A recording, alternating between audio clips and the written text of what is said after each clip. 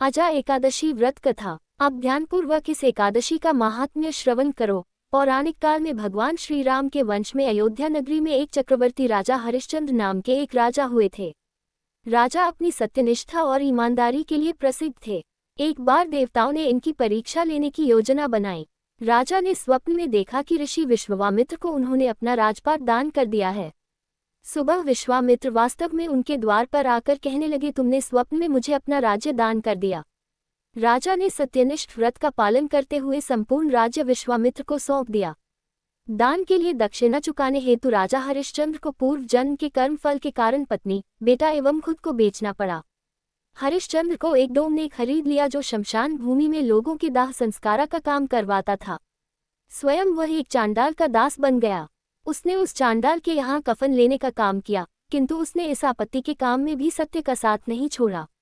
जब इसी प्रकार उसे कई वर्ष बीत गए तो उसे अपने इस नीच कर्म पर बड़ा दुख हुआ और वह इससे मुक्त होने का उपाय खोजने लगा। वह सदैव इसी चिंता में रहने लगा कि मैं क्या करूं, किस प्रकार इस नीच कर्म से मुक्ति पाऊं। एक बार की बात है, वह इसी चिंता में बैठा था कि गौतम ऋषि उसके पास पहुंचे। हरिश्चंद्र ने उन्हें प्रणाम किया और अपनी दुख भरी कथा सुनाने लगे। राजा हरिश्चंद्र की दुख भरी कहानी सुनकर महर्षि गौतम भी अत्यंत दुखी हुए और उन्होंने राजा से कहा, हे राजन, भादो माह के कृष्ण पक्ष की एकादशी का नाम अजा है। तुम उस एकादशी का विधानपूर्वक व्रत करो तथा रात्रि को जागरण करो। इससे तुम्हारे सभी पाप नष्ट हो जाएंगे। महर्षि गौतम इतना कहकर आलोक हो गए। अजा नाम की एकादशी आने पर राजा हरिश्चंद्र ने महर्षि के कहे अनुसार विधानपूर्वक उपवास तथा रात्रि जागरण किया।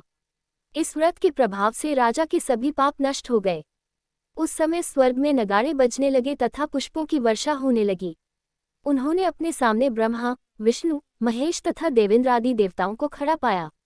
उन्होंने अपने मृतक पुत्र को जीवित तथा अपनी पत्नी को राजसी वस्त्र तथा आभूषणों से परिपूर्ण देखा। व्रत के प्रभाव से राजा को पुनः अपने राज्य की प्राप्ति हुई।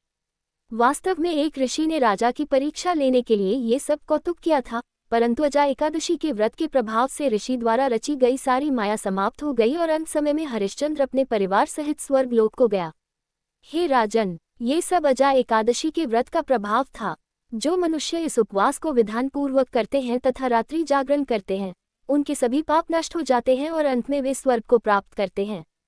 इस एकादशी व्रत की कथा के श्रवण मात्र से ही अश्वमेध यज्ञ के फल की प्राप्ति हो जाती है।